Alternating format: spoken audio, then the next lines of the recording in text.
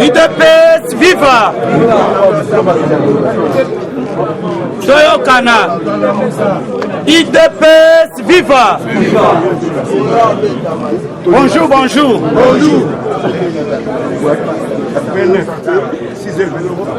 Je pense de continuer à manger politique. Parce que Tolobaka Bandaka la Awa que IDPS a eu pouvoir, mais Bitumbanano est silité. Pour être bisoto dirigé malam, il faut to bundisa nanu bato bazo bundisa biso eza boyete ebele bakanisi ete bitumba esili na kati na biso awa ebele bazoya na bulu ya musala me bazoyeba te makambo nini ezoleka. UDPS viva. Viva. Je pense que ça fait longtemps. Depuis 1985, guerre à Est, ezalaki nango kaka. Boyebi mu koloni guerre à Est kotaka. Parce que ba Congolais belé, babandaki ko kanisa. N'époque ya Mobutu, que tozalaki na kimia. Les faits ya ba Rwandais tuti. Koyana kati ya Congo, UDPS viva. En 1958, bayaki lokola babokoli, bameme, UDPS viva. Mobutu moto asala biloko oyo. Baba Congolais bele ba comprena kate. Tango bango baye, bawutaki na Ethiopie, bazali bato ya Reine de Saba. Eza ba Rwanda te parce que na kati ya Rwanda eza na deux tribus UDPS viva. Viva. Tozana ba Rwanda autochtone baza kombo na bango baza ba Hutu. Tozalaka na bango morphologie moko. Me batutsi ezali bato oyo bawuta na fleuve Nil.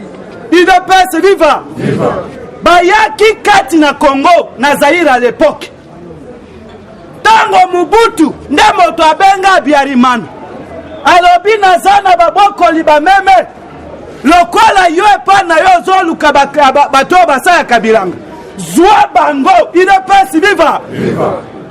C'est ça les Tutsi Rwandais baye kokoma kuna UDPS viva. Mais loko nini nazoloba pona ko interpréter morale ya ba Congolais.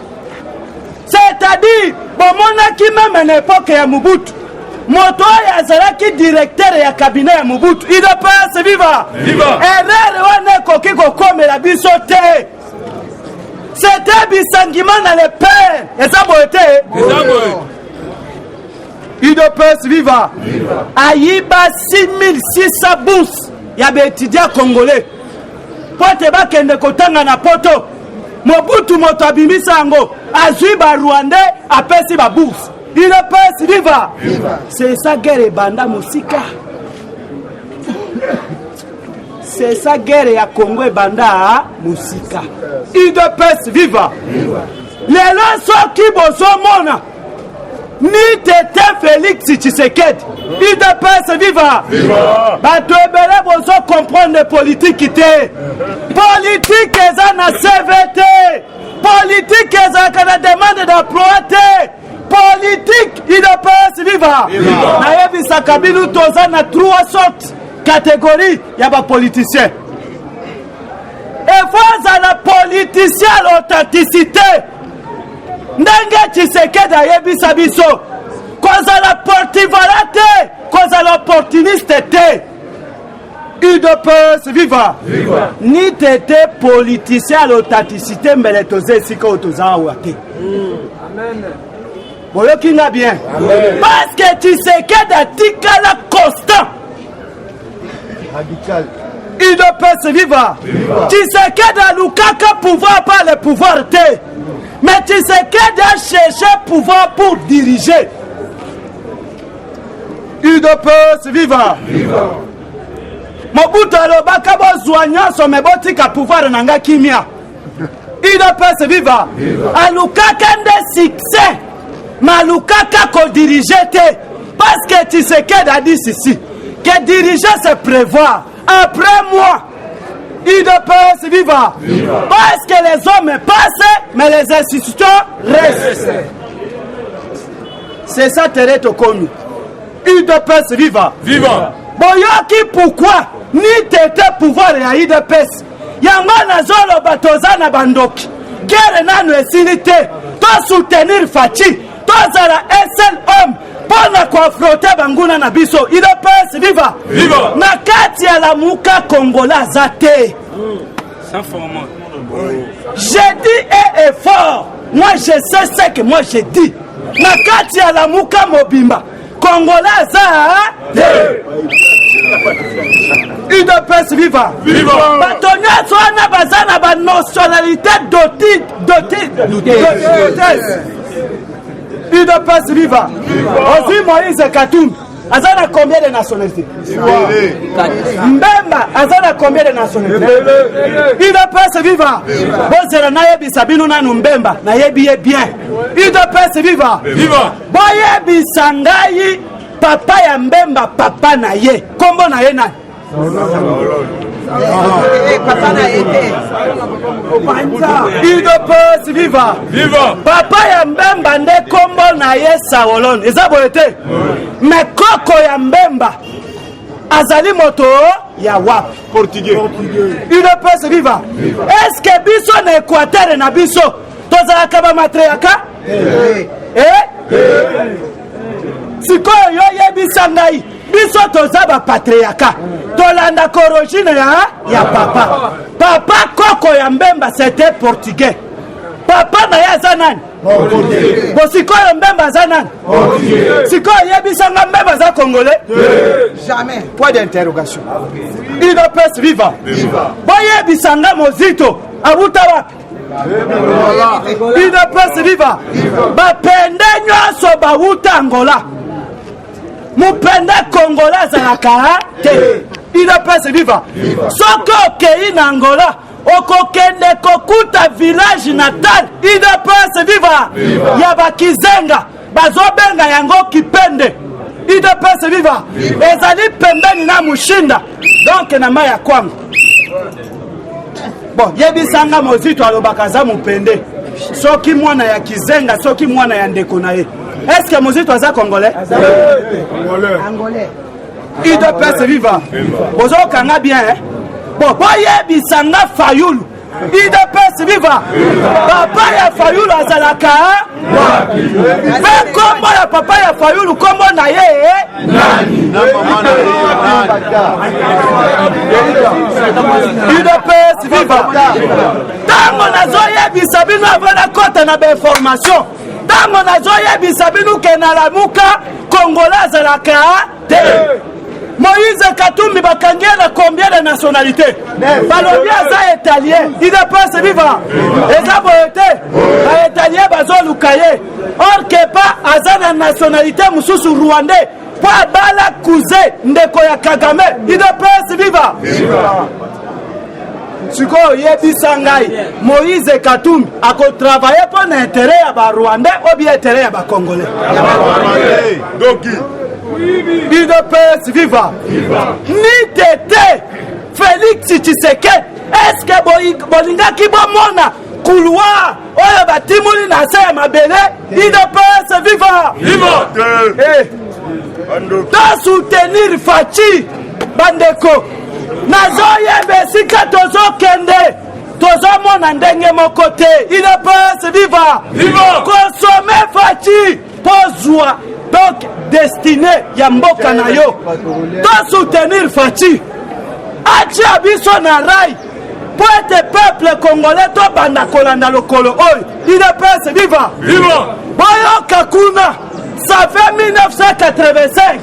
Armée ya Congo ekoki kobundisa ba Rwandais te. UDPS viva. Mais cette fois-ci, moins d'une année, UDPS viva. Nayebisaka bino boy. Boyebi likambo nini? Chef de l'État azwi John Numbi po ete atinda ye na este UDPS viva boyoki mosala esalamiti moto oyo aboma shebeya eza ye te ayaya politique etikali likolo UDPS viva me ntango chef de l'état azwi ye yo nde mobomi ya bato ya malamu kende na este kende oboma UDPS viva eloko nini esalami na kati ya este kuna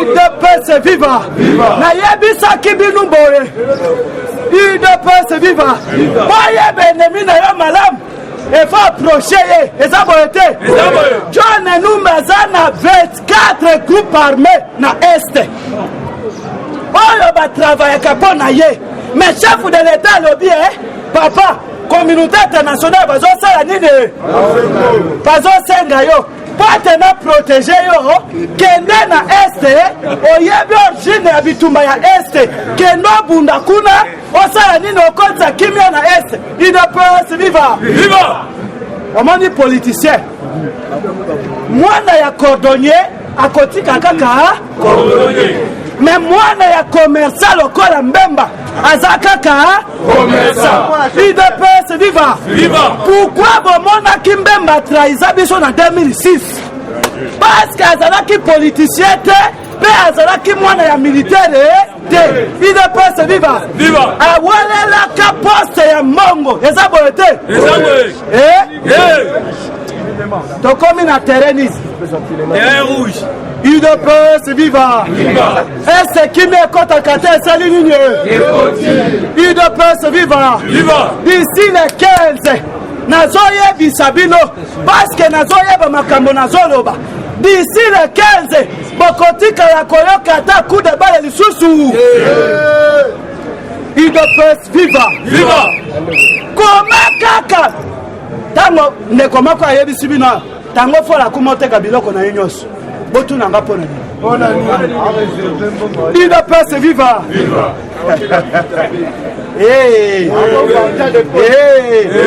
ozotala esheke ya vita te ozomona yango te ata yo supportaka kaka makambo ya football talaka basigne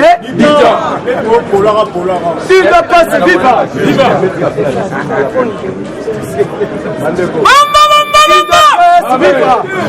parce que bozomona élévation ya imana te po boyeba ke ya un problème UDPS viva ntango tozoloba na politike efo boyebaka basigne nyonso ndenge ezokende UDPS viva nayebisi bino ke Kabila ndenge aza wana UDPS viva barwanda nyonso bazali donc opesi mbwa asali nini oyeba ke Kabila aza na bakropro ya mabe UDPS viva pourquoi Kabila kangami na bakongo bozoyeba eloko azosala kuna bokanisa ke ekosala Didier Rafat UDPS viva bokanisa ke ekosala badidier Rafat UDPS viva bana Kabila tia bateroriste na bakongo pe abomba baminere ebele kuna lokola babelge batimbeli makambo wana UDPS viva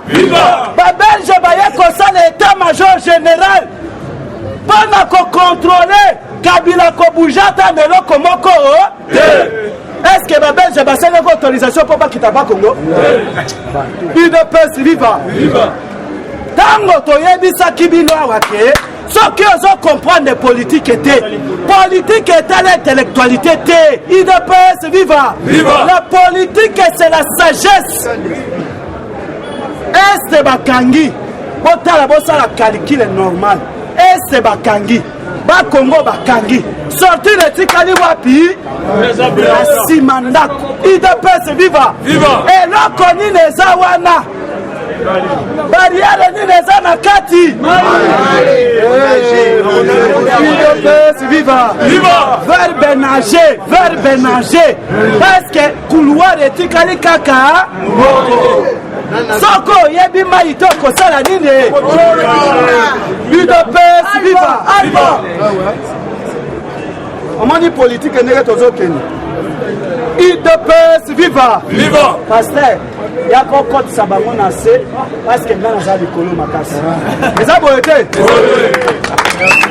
UDPS viva. Viva. Bana poto ndenge tozali awa Ja Didier yebake makambo nyonso toza nango na maboko. UDPS viva. Viva. Meme bandeko na biso ya Allemagne bobanga te ezali ba distraction bazosala. UDPS viva. Mais toyebi ke toza na guerre mais biso tozali ba gardien du temple tokobanda kobelela parce que FCC na lamuka bakomi ba ennemi na biso. UDPS viva. Baza lisusu donc cash FCC na lamuka aza lisusu ennemi ya face te. FCC aza ennemi interne te. Mais bango nyonso bakomi à face. UDPS viva. Cette fois-ci ndenge tozokende tozozwa ba disposition nyonso en main po ete biso na bango qu'il pleut qu'il neige tozosilana. UDPS viva. Bozala calme tozali bainformateur na bino tokobanda koinforme bino makambo nyonso ezoleka au jour. Numéro na ngai ezali plus 243 084 13 68 561. UDPS viva. Merci Nasuki wana. Eshima, votre magazine qui bat au rythme de l'actualité. Une réponse à vos besoins en information, un éclairage dans divers domaines. Impartial, documenté, instructif. Eshima au cœur de l'info. Retrouvez la nouvelle édition. Exclusivité. Sakombi Molendo, le réformiste qui vient stopper l'hémorragie, suspension des fonctionnaires peu intègre, numérisation des titres fonciers et climat de confiance avec les collaborateurs, le nouveau gestionnaire des terres congolaises fixe les nouvelles règles de jeu. Focus, Lambert Mindi, Omalanga, le souverainisme comme un dogme. Redressement délaissé, Tomaluaka Losenjola, l'homme de la situation. Dossier Eshima, fini les vacances, vive les rentrées. De la politique au judiciaire, en passant par les scolaires, les derniers trimestres de l'année 2019 en RDC est décoiffant. Économie, BCC, un cadre des rétrocommissions et détournements à passer au peine fin. Découverte, Claude Ibalanki et Colomba, les coordonnateurs du MNS au centre de l'action de Félix Tshisekedi dans le Grand Lac. Les dialogues et pourparlers en RDC qu'en tire le peuple. Tubaou, la clé de la mythologie kassaïenne. Retrouvez l'intégralité du magazine Eshima dans les kiosques. Eshima Magazine, un nouveau standard d'information.